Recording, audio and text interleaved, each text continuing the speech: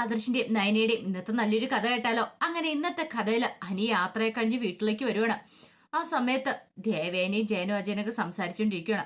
അപ്പോഴേക്കും അനിയെ കൊടുന്ന അനിയെ കണ്ടു കഴിഞ്ഞപ്പോഴത്തേനും ജയൻ പറഞ്ഞു, അല്ല ഇവനെന്താ ഇത്ര പെട്ടെന്ന് വന്നത്? 2 ദിവസം കഴിഞ്ഞിട്ട് വരത്തുള്ളൂ എന്നല്ലേ പറഞ്ഞേ? അങ്ങനെ ഒടുവിൽ അനിയെ അങ്ങോട്ട് കയറി വരുന്ന സമയത്ത് അജയൻ ചോദിച്ചു, ഇതെന്താടാ നീ ഒരു മുന്നറിയിപ്പും ഇല്ലാതെ? നീ 2 ദിവസം കഴിഞ്ഞിട്ടല്ലേ വരത്തുള്ളൂ എന്ന് പറഞ്ഞേ. ഇവിടെ പല സംഭവ വികാസങ്ങളും നടന്ന എനിക്ക് വരാതിരിക്കാൻ പറ്റില്ലല്ലോ. അല്ല, ആദർശേട്ടൻ കമ്പനിയുടെ MD സ്ഥാനം രാജിവെച്ചല്ലേന്ന് ചോദിച്ചു. അല്ലടാ, അത് നീ എങ്ങനെ അറിഞ്ഞു? ഓ, ഒന്നുമില്ലേലും ഞാൻ മൂർത്തി ജ്വല്ലറിയുടെ ഒരു ഭാഗമല്ലേ, ഇവിടെ നടക്കുന്ന കാര്യങ്ങളൊക്കെ ഞാൻ അറിയൂന്ന് പറഞ്ഞു. എന്നിട്ട് ആരെയാ പുതിയ MD ആയിട്ട് മുത്തശ്ശൻ നിയമിച്ചിരിക്കുന്ന ആരാന്നൊക്കെ ചോദിക്കുകയാണ്. അത് കേട്ടതും ജയൻ പറഞ്ഞു, എടാ അത് പിന്നെ എന്നാലും കുറച്ച് കഷ്ടമായി പോയി. ആദർശേട്ടൻ അല്ലാതെ പിന്നെ ആ കസാലിരിക്കാൻ ആർക്കാ യോഗ്യതയുള്ളത്? ആദർശേട്ടന് ആ കമ്പനിയുടെ MD സ്ഥാനം രാജിവെച്ച് കഴിഞ്ഞിട്ടുണ്ടെങ്കിൽ പിന്നെ അവിടെ ആരെയും കയറ്റിയിരുത്തിട്ട് വലിയ കാര്യമാണെന്ന് എനിക്ക് തോന്നുന്നില്ല എന്ന് പറഞ്ഞു. ആ സമയത്താണ് ജലജ എങ്ങോട്ടേക്ക് വരുന്നത്. ജലജ വന്നിട്ട് ചോദിച്ചു, അല്ല അപ്പൊ നീ ഇവിടുത്തെ കാര്യങ്ങളൊന്നും അറിഞ്ഞിട്ടില്ലായിരുന്നു എന്ന് ചോദിച്ചു. അതെ, ഇവിടുത്തെ കാര്യങ്ങളൊക്കെ ഞാൻ അറിഞ്ഞായിരുന്നെങ്കിൽ ഞാൻ പെട്ടെന്ന് തന്നെ ഇങ്ങോട്ട് വന്നേനം. ഇപ്പോഴെന്താണെങ്കിലും അറിഞ്ഞ് അതറിഞ്ഞു കഴിഞ്ഞപ്പോൾ എനിക്ക് അവിടെ ഇരിക്കാൻ പറ്റിയില്ല, അതുകൊണ്ട് ഞാൻ പെട്ടെന്ന് ഇങ്ങോട്ടേക്ക് വന്നേന്ന് പറഞ്ഞു. അല്ല, എന്നിട്ട് ആദർശേട്ടൻ എന്ത് ചെയ്യുന്നു ചോദിക്കുകയാണ്. അത് കേട്ടപ്പോൾ ദേവേനി ജയനെ ഒന്ന് നോക്കി. ആ സമയം ജലജ പറഞ്ഞു, നീ ഒരു കാര്യം ചെയ്യ, അകത്തേക്ക് കയറിച്ചില്ല, നിന്റെ മുത്തശ്ശനോട് ചോദിക്കുക കാര്യങ്ങളൊക്കെ എന്ന് പറഞ്ഞു. അങ്ങനെ ഒടുവിൽ അനി എന്ത് ചെയ്തു, അകത്തേക്ക് അങ്ങോട്ട് കയറി പോവാണ്. ആ സമയത്ത് ജലജ ഇങ്ങനെ നോക്കി. ജലജയ്ക്ക് ഭയങ്കര സന്തോഷമായിരുന്നു അനി വന്നതുകൊണ്ട്. അപ്പോഴേക്കും ദേവേനി പറഞ്ഞു, എടി നീ എന്താ പറയാത്ത ആദർശം എന്ത് ചെയ്യുന്നത്? അതും കൂടെ നിനക്ക് അങ്ങോട്ട് പറഞ്ഞു കൊടുത്തേക്കാൻ മേലായിരുന്നോ? എന്നോട് ഇതൊക്കെ പറഞ്ഞിട്ട് എന്താ എടുത്തി കാര്യം ഇരിക്കുന്നേ? ഞാനാണോ ഇവിടുത്തെ കാര്യങ്ങളൊക്കെ തീരുമാനിക്കുന്നത്? അല്ലല്ലോ. നീ ഒന്ന് ഒരക്ഷരം പോലും മിണ്ടരുത്, അവളുടെ മുഖത്തെ സന്തോഷം കണ്ടില്ലേ എന്നൊക്കെ പറഞ്ഞുകൊണ്ട് ദേവേനി കുറെ ദേഷ്യപ്പെടുവാണ്. ആ സമയം അനി അകത്തേക്ക് കയറി ചെല്ലുമ്പോഴത്തേനും ജാനകി ഭയങ്കര സന്തോഷത്തോടെ അങ്ങോട്ട് വരുന്നേ. ആ മോൻ എത്തിയോ? അല്ല, ഇവിടെ നടന്ന കാര്യങ്ങളൊക്കെ അറിഞ്ഞു കാണുമല്ലോ അല്ലേ? അല്ല, ആദർശേട്ടൻ രാജിവെച്ചില്ലേ കമ്പനിയുടെ സ്ഥാനം? എന്നിട്ട് പുതിയ ആളാരെ നിയമിച്ചെന്ന് ചോദിച്ചു. അപ്പോഴേക്കും ജാനകി പറഞ്ഞു, മോനെ എന്താണ് സന്തോഷമുള്ളൊരു കാര്യമാണ് ഇപ്പൊ ഇവിടെ സംഭവിച്ചുകൊണ്ടിരിക്കുന്നത്. സന്തോഷമുള്ളൊരു കാര്യമോ? അമ്മ എന്തൊക്കെയാ പറയണമെന്ന് ചോദിച്ചു. അതെ, നീ നിന്റെ മുത്തശ്ശന്റെ അടുത്തേക്കല്ല, മുത്തശ്ശൻ തന്നെ നിന്നോട് കാര്യങ്ങളൊക്കെ പറയുമെന്ന് പറഞ്ഞു. എന്ത് കാര്യങ്ങള്? നീ ചെല്ലടാ, അപ്പോഴറിയാന്ന് പറഞ്ഞു. എനിക്കൊന്നും അങ്ങോട്ട് മനസ്സിലായില്ല. അനി ഒടുവില് മൂർത്തി മുത്തശ്ശന്റെ അരിയിലേക്ക് പോകുവാണ്. പിന്നീട് അനി വന്നിട്ട് മൂർത്തി മുത്തശ്ശനോട് ചോദിച്ചു, മുത്തശ്ശ എന്തൊക്കെയാ കേൾക്കണേ? ആദർശേട്ടൻ കമ്പനിയുടെ MD സ്ഥാനം രാജിവെച്ചല്ലോ, മുത്തശ്ശൻ എന്നിട്ട് എന്താ ഒന്നും ചെയ്യാത്തേന്ന് ചോദിച്ചു. അപ്പോഴേക്കും മുത്തശ്ശൻ പറഞ്ഞു, ഞാൻ എന്ത് ചെയ്യണമായിരുന്നു? അല്ല, ആദർശേട്ടൻ എന്തിനാ MD സ്ഥാനം രാജിവെച്ചേ? അതിന് മാത്രം ആദർശേട്ടൻ തെറ്റും ചെയ്തിട്ടല്ലോ. എന്താടാ നീ എന്നെ ചോദ്യം ചെയ്യാൻ വന്നാണോന്ന് ചോദിച്ചു. അല്ല മുത്തശ്ശ, അല്ല നീ 2 ദിവസം കഴിഞ്ഞിട്ടല്ലേ വരുവോളെന്ന് പറഞ്ഞ് പെട്ടെന്ന് എന്താ ഇങ്ങോട്ടേക്ക് വന്നേ? അത് പിന്നെ ഇവിടെ ഇങ്ങനെ സംഭവങ്ങളൊക്കെ നടന്നറിഞ്ഞാൽ എനിക്ക് വരാതിരിക്കാൻ പറ്റുമെന്ന് ചോദിച്ചു. ഓ, അപ്പോഴും നീ ഇങ്ങോട്ടേക്ക് ഓടി വന്നില്ലേ? നമ്മളൊരു കാര്യം ചെയ്യാൻ പോയിട്ടുണ്ടെങ്കിൽ അത് പൂർത്തിയാക്കാണ്ട് ശ്രമിക്കണം, അല്ലാതെ ഇടയ്ക്ക് വെച്ചിട്ടിട്ട് ഓടിപ്പോരുമല്ല ചെയ്യേണ്ടതെന്ന് പറഞ്ഞു. അല്ല മുത്തശ്ശ, ആദർശേട്ടന് കമ്പനിയുടെ MD സ്ഥാനമൊക്കെ രാജിവെച്ചെന്നറിഞ്ഞ പിന്നെ എനിക്ക് അവിടെ സ്വസ്ഥതയുടെ സമാധാനത്തോടെ ഇരിക്കാൻ പറ്റുമോ? അതുകൊണ്ടാണ് ഞാൻ ഇങ്ങോട്ടേക്ക് ഓടിപ്പോന്നെന്ന് പറഞ്ഞു. എടാ, അതത്ര നല്ല സ്വഭാവമൊന്നുമല്ല. ഇത് കേട്ട് കഴിഞ്ഞപ്പോൾ മുത്തശ്ശി പറഞ്ഞു, അതെ ഇനിയിപ്പം അവനോട് ഇതിനെക്കുറിച്ചൊന്നും പറയണ്ടെന്ന് പറയണം. അല്ല മുത്തശ്ശി, ആദർശേട്ടൻ എന്തിയെ? ഞാൻ ആദർശേട്ടനെ ഒന്ന് കാണട്ടെ എന്ന് പറയണം. അപ്പോഴേക്കും മുത്തശ്ശൻ ചോദിച്ചു, അല്ല നീ എപ്പോൾ കാര്യങ്ങളൊന്നും അറിഞ്ഞില്ലേന്ന് ചോദിച്ചു. എന്ത് കാര്യങ്ങള്? മുത്തശ്ശി പറഞ്ഞു, അത് ആദർശം നയനമോളും ഈ വീട് വിട്ടു പോയെന്ന് പറഞ്ഞു. വീട് വിട്ടു പോയെന്നോ? എന്തൊക്കെയാ നിങ്ങൾ രണ്ടാളും പറയണേ? എനിക്കൊന്നും മനസ്സിലാകുന്നില്ല എന്ന് പറഞ്ഞു. ആ സമയം മുത്തശ്ശൻ പറഞ്ഞു, നിന്റെ ചേട്ടൻ ആദർശെ കമ്പനി സ്ഥാനം രാജിവെക്കുവാനും മാത്രമല്ല ചെയ്തത്, ഈ വീട് വിട്ടു പോകുകയും ചെയ്തു. അതിന് മുത്തശ്ശൻ സമ്മതിച്ചോ? അതിന് ഞാൻ എന്തിനു സമ്മതിക്കാതിരിക്കണം? ഇപ്പൊ നിനക്കറിയാലോ, ഈ കമ്പനിക്ക് തകർച്ച ഉണ്ടായത് അവൻ ഒറ്റയൊരുത്തൻ കാരണം. എന്റെ പ്രതീക്ഷകളും തകർത്ത് അവൻ ഒറ്റയൊരുത്തനാ. അപ്പൊ പിന്നെ അവൻ ഈ വീട് വിട്ടു പോയതിൽ എനിക്കൊരു പരിഭവം ഇല്ല, അതുപോലെ തന്നെ ഒരു സങ്കടവും ഇല്ലെന്ന് പറഞ്ഞു. എന്നാലും മുത്തശ്ശ, അത് വേണ്ടിയിരുന്നില്ലെന്ന് പറയണ. എന്ത് വേണ്ടിയിരുന്നില്ലെന്ന്? പിന്നെ അത് മാത്രമല്ല, കമ്പനിയുടെ കസേര ഇപ്പോൾ ഒഴിഞ്ഞു കിടക്കുക. ആ കസേരയിലേക്ക് ഇനി അടുത്തായിട്ട് ഇരിക്കാൻ പോകുന്നത് നീയാന്ന് പറയണം.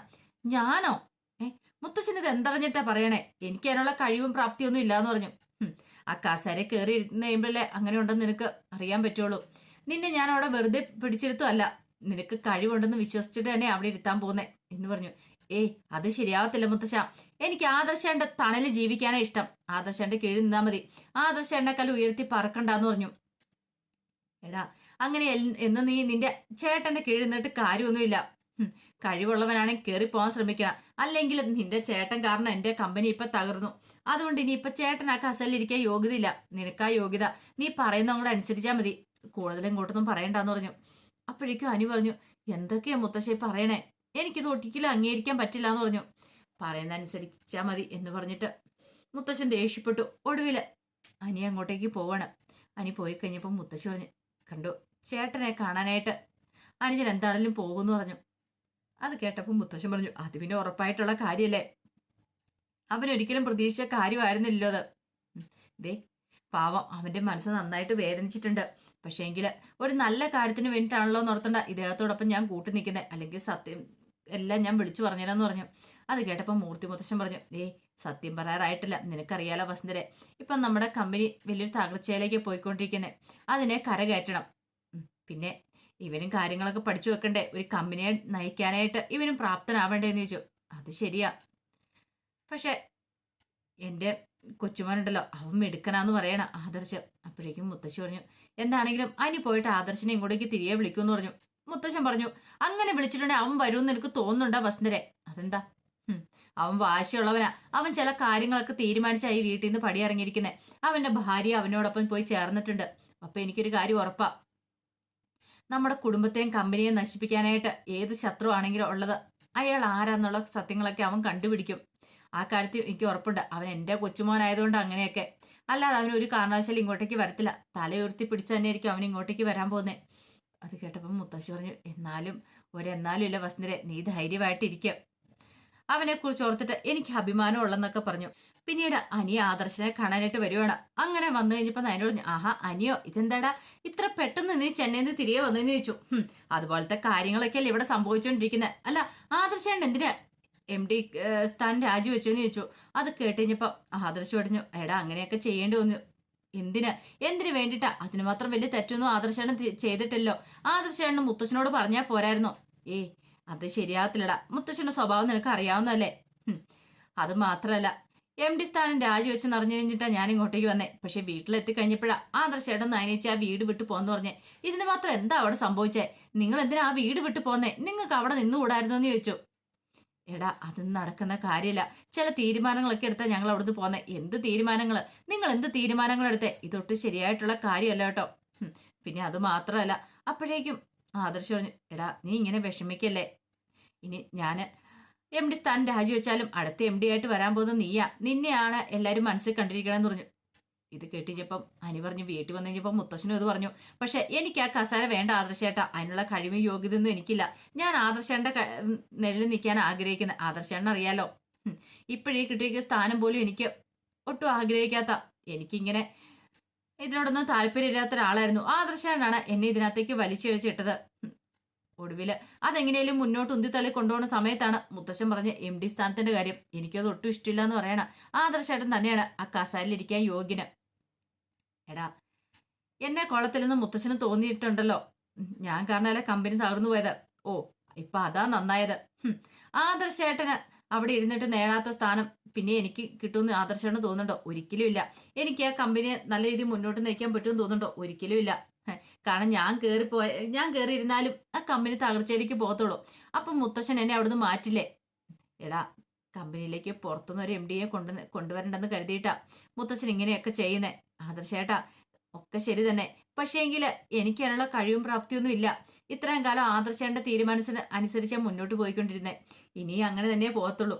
എടാ അത് മതി, നീ ധൈര്യമായിട്ട് കയറിയിരുന്നോ, ഒന്നുകൊണ്ടും പേടിക്കണ്ടെന്ന് പറഞ്ഞു. അത് കേട്ടപ്പോൾ അനി പറഞ്ഞു, നിങ്ങൾക്ക് ഇങ്ങനെയൊക്കെ പറയാം, നിങ്ങൾ എന്തിനു വേണ്ടിയിട്ട് ആ വീട്ടിൽ നിന്ന് ഇറങ്ങിയത്? അപ്പോഴേക്കും നയന പറഞ്ഞു, എടാ ഇനി നിന്റെ ആദർശയുടെ സ്വഭാവം അറിയാലോ.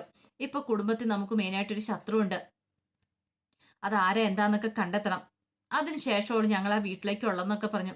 അത് കേട്ടപ്പോൾ അനി പറഞ്ഞു, അതിന്റെ ആവശ്യം എന്താ? വീട്ടിൽ വന്നാലും അതൊക്കെ കണ്ടെത്താലോ. അതൊന്നും ശരിയാവുന്ന കാര്യമല്ലടാ അനിന്ന് ആദർശ് പറഞ്ഞു. ആദർശേട്ടാ, ആദർശേട്ടൻ എന്തൊക്കെ പറഞ്ഞാലും ശരി, ഞാനിത് മുത്തശ്ശനോട് ചോദിച്ചിട്ടുള്ളൂ.